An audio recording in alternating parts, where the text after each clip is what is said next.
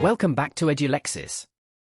Have you ever wanted to buy something online, but waited for the price to drop only to miss the deal because you forgot to? Check. Today, on day 67 of our Python Mastery course, we are building a real-world project, an automated price tracker that monitors e-commerce product pages and sends an email alert straight to your inbox the moment the price drops below your target. Let's look at how it works.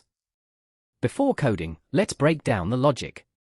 Our script has 4 main steps. First, it sends an HTTP request to fetch the product page HTML. Second, it uses BeautifulSoup to parse the HTML and extract the current price. Third, it compares this price with your target budget. Fourth, if the condition is met, it connects to an SMTP server and emails you. Simple, clean, and extremely useful.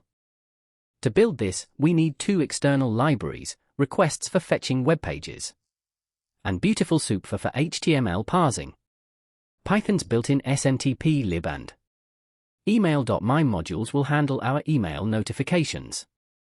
Open your terminal and run pip install requests BeautifulSoup for if you haven't already. Let's make sure everyone has their environment ready. Let's start writing our script in a file named price_tracker.py. First, we import requests and BeautifulSoup. When scraping modern websites, servers block requests that don't look like real browsers. So, we define custom headers containing a standard user agent string. This tricks the server into treating our script like a normal user visiting via Chrome or Firefox. Next, we define a function called check_price. Inside, we store the target product URL in a variable. We use requests.getURL headers equals headers to download the page content. To ensure our code doesn't crash if the website is down, we wrap it in a try except block. Let's print out the status code to verify our connection is successful. Now that we have the raw HTML response, we pass response.text into BeautifulSoup using the HTML.parser engine. This converts our text into a searchable parse tree. BeautifulSoup allows us to navigate tags and locate specific CSS classes or IDs where product prices reside. Let's inspect how to locate elements using browser developer tools. We use soup.find with the exact element ID or class name of the product price.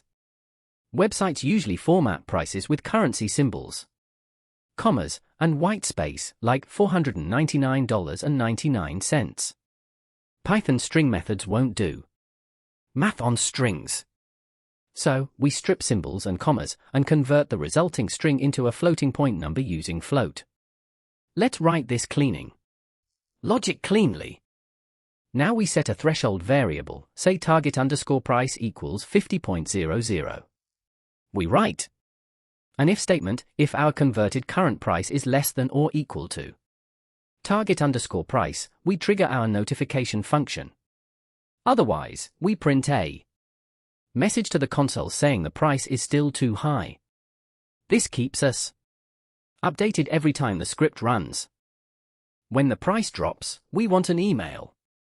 We import smtplib and mime multipart, mime text from email.mime.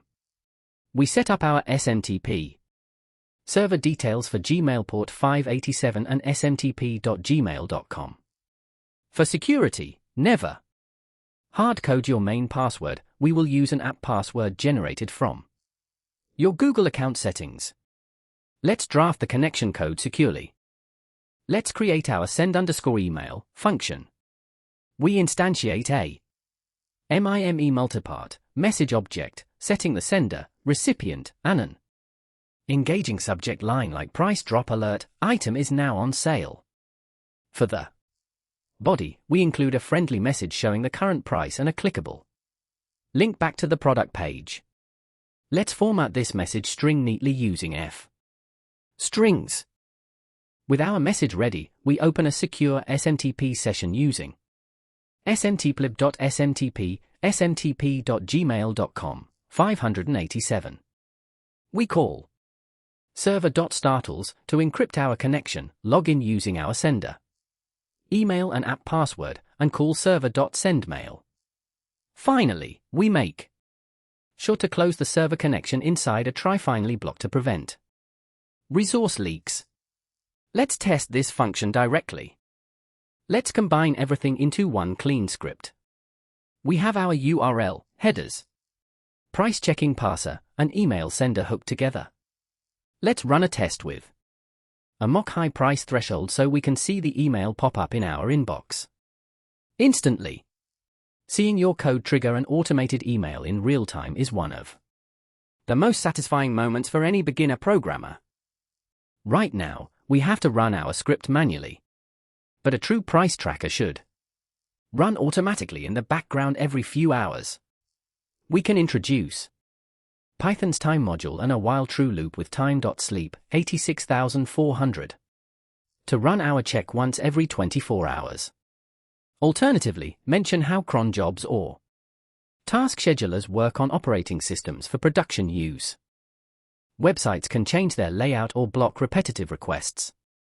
What if our script encounters a 404 error or a missing HTML tag? We must add robust error handling with try except else blocks to catch connection timeouts, parsing errors, or SMTP authentication failures without crashing our background loop. Writing resilient code separates amateur scripts from professional tools. Fantastic job! Today you built a fully functional automated price tracker from scratch using Python, BeautifulSoup, and SMTP. You can now track your favorite gadgets, books, or clothes without lifting a finger. Your challenge for today is to modify the script to track multiple URLs stored in a CSV file. If you found this video helpful, hit that like button, subscribe to Edulexis, and turn on notifications. Happy coding, and see you tomorrow. Thank you for watching. Like if you learned something, share with your circle, and subscribe for more.